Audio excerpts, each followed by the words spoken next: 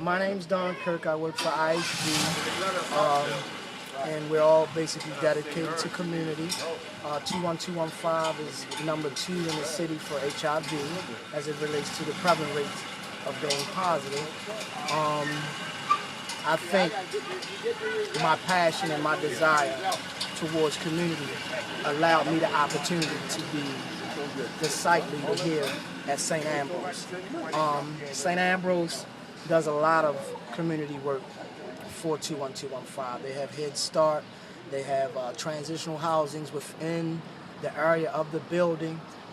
They have a feed-up kitchen for individuals who need food sometimes in the morning.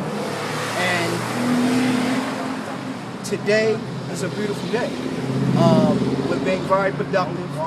We have foot soldiers out in community telling individuals about the services that we're providing today. And as it relates to the services that they're providing out in community, we're being productive today because people are continuously coming in.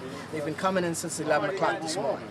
And I really just give all praise to God because this vision has been in existence for the last 3 years, and today it just seems as though it's better. We're making an impact today, and I just think that I'm placed here simply on God's demand. Can you describe what the typical day entails? The typical day entails of individuals coming with different attitudes. Some are concerned about their health issues based on them putting themselves at risk prior to finding out their results. But when they come in, they're being engaged by individuals who are expertise in the field of HIV. So we're giving them information and we're teaching them preventive skills. So, quote unquote, if the result is negative, they do know what to do and take the necessary steps to move forward to stay negative. Individuals who come in that test positive, we're guaranteed that they will be connected into care and any other resources that's needed on hand. Like I said, we have case managers here, we have social workers, we have Baltimore City Health Department here testing for syphilis as well. So we have a valuable of resources on deck working diligently trying to combat this disease called HIV. What kind of services do you provide? If you could describe those. Well, right now we're doing a delivery service and it's a preventive skill based on testing, screening for HIV. We're doing it oral quick, meaning it's not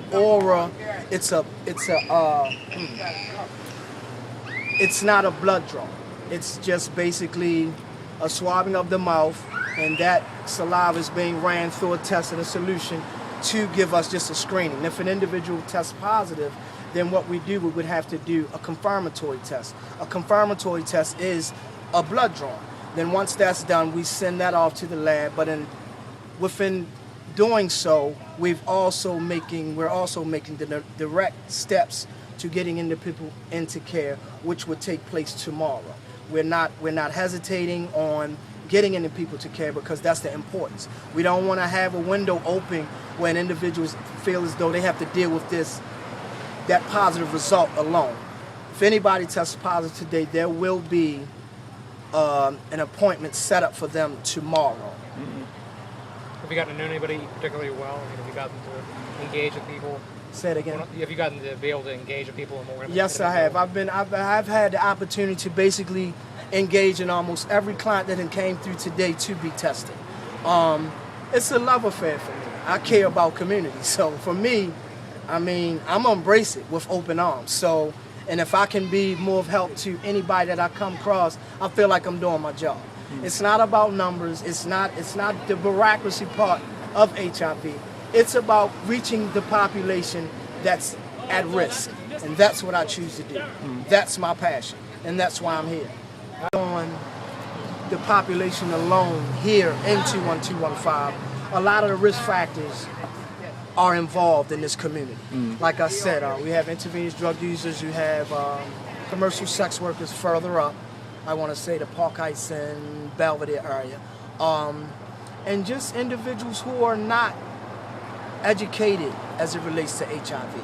So our job today is just to enforce them the importance of knowing their status. and to also provide education for this community. It's important, it's imperative that individuals get involved. And I hope today that we'll reach the goal of being very successful and making an impact in this community. Great. How do you get people to volunteer? How do you draw them for the... Well, what we have in place right now, we have foot soldiers. That's from the Gallery Church. It's a bunch of them. It's, I want to say, like 40 to 45 individuals who are voluntarily going out, walking into these environments, giving them literature, giving them information, and then telling them about the services that's being provided today at St. Ambrose.